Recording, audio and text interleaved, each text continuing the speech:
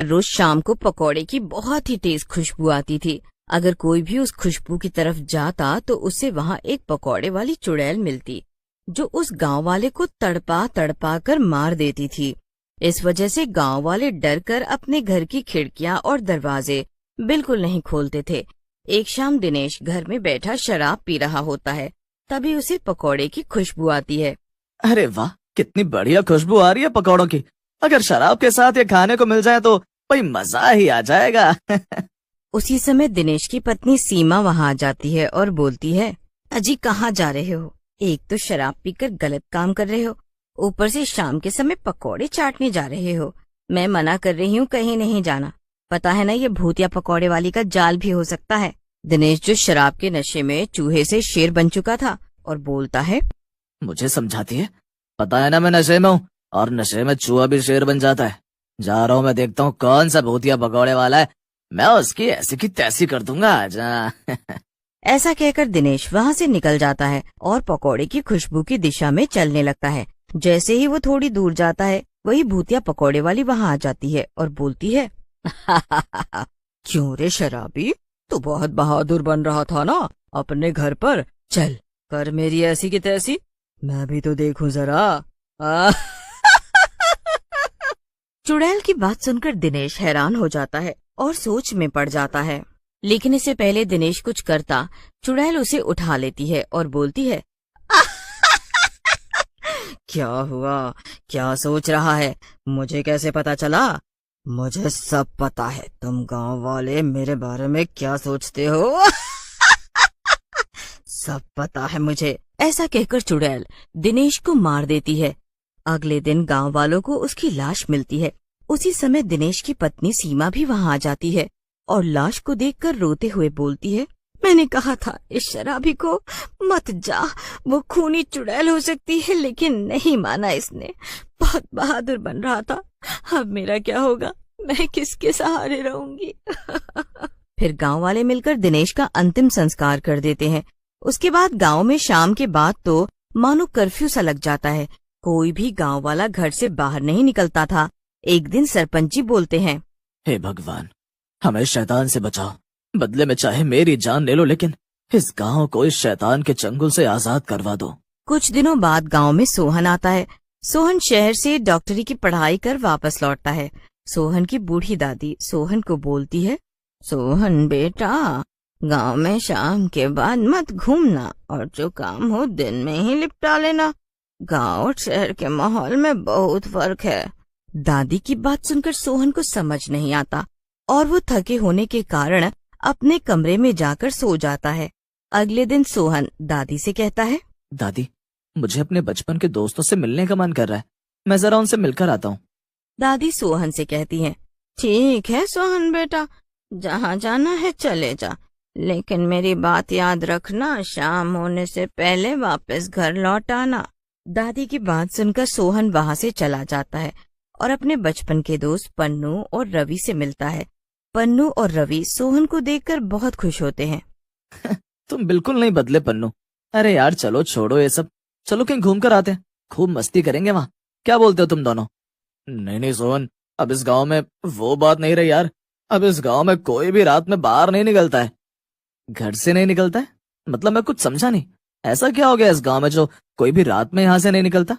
कोई बताओ मुझे।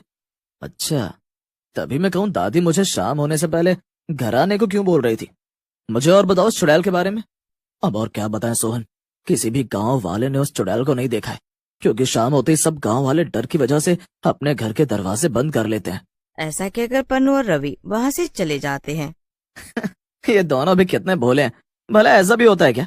भूतिया चुड़ैल, वो भी पकौड़े वाली। हाँ। अरे वाह, क्या नाम दिया यार। ऐसा कहकर पन्नू और रवि वहाँ से चले जाते हैं। ऐसा कहकर सोहन वहाँ से चला जाता है। ये दोनों भी ना लगता है मुझे डराना चाहते हैं।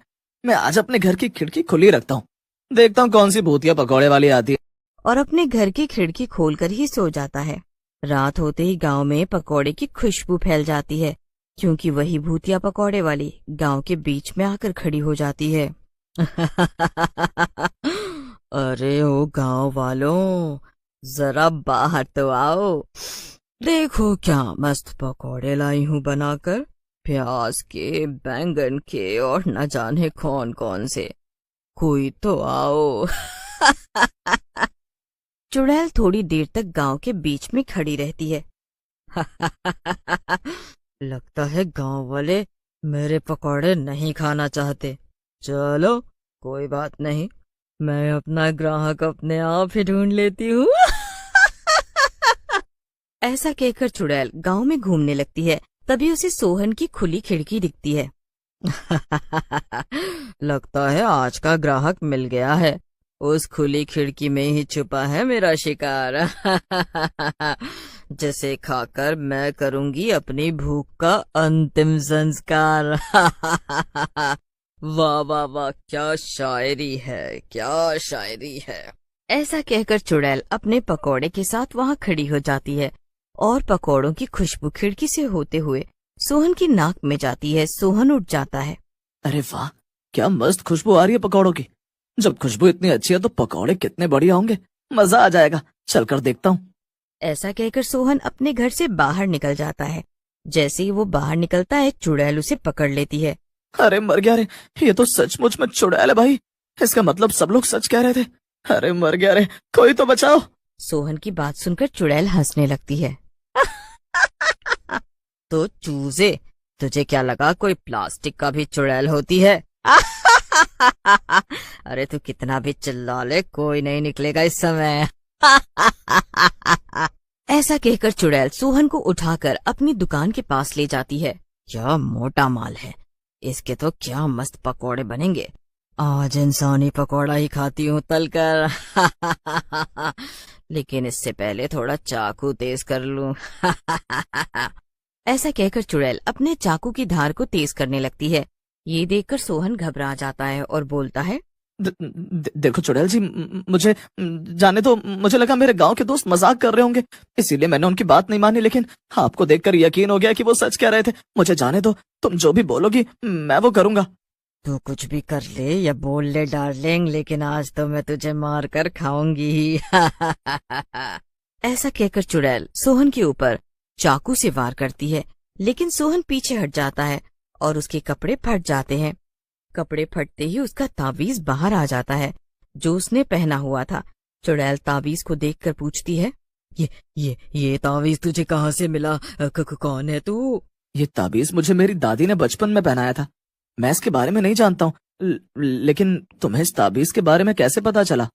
सोहन की बात सुनकर चुड़ैल की आंखों में आंसू आ जाते हैं और वो सोहन से बोलती है, सोहन बेटा, ये ताबीज मेरा है और मैं बहुत साल पहले मरते समय ये ताबीज अपने बेटे को पहना गई थी।